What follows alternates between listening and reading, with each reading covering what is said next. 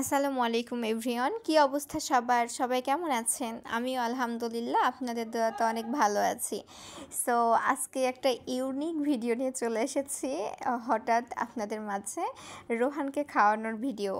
Just আপনাদেরকে দেখাবো আজকে যে রোহানকে আমার ছোট ভাইকে খাওয়ানো কতটা কষ্ট বা কতটা ধৈর্যের ব্যাপার। ওকে খাওয়াতে গেলে ১-২ ঘন্টা না, ৩০ থেকে ৪০ মিনিট বা ৪৫ মিনিট লাগে জাস্ট ওকে খাওয়াইতে, কারণ ও খেতে চায় না। অনেকভাবে অনেক কিছু করে খাওয়াতে হয়, বাট ওর একটা অনেক ব্যাড হ্যাবিট হয়ে গিয়েছে যে এই যে ফোন ছাড়া খায় না। এটা আসলে যেভাবেই হোক চেঞ্জ করাতে হবে, বাট পারতেছি না, এখন চেঞ্জ হচ্ছে না, অনেক দিনের হ্যাবিট হয়ে গেছে। সো এটা যেভাবেই হোক পরিবর্তন করাতেই হবে। আর সবথেকে বড় কথা, ও খুব দুষ্ট হয়ে গেছে।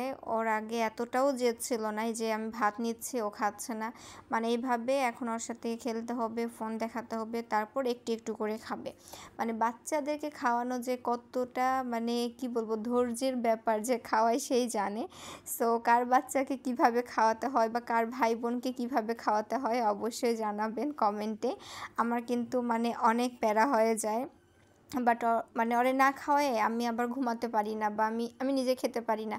যেহেতু ছোটো মানুষ, ওকে যদি না খাওয়াই তাহলে ওকে ওর পেট খালি থাকবে, ক্ষুধা লাগবে। আনিকাও খাওয়াই, বাট আমি বেশিরভাগ খাওয়াই, কারণ আমার হাতেও খুব বেশি পছন্দ করে।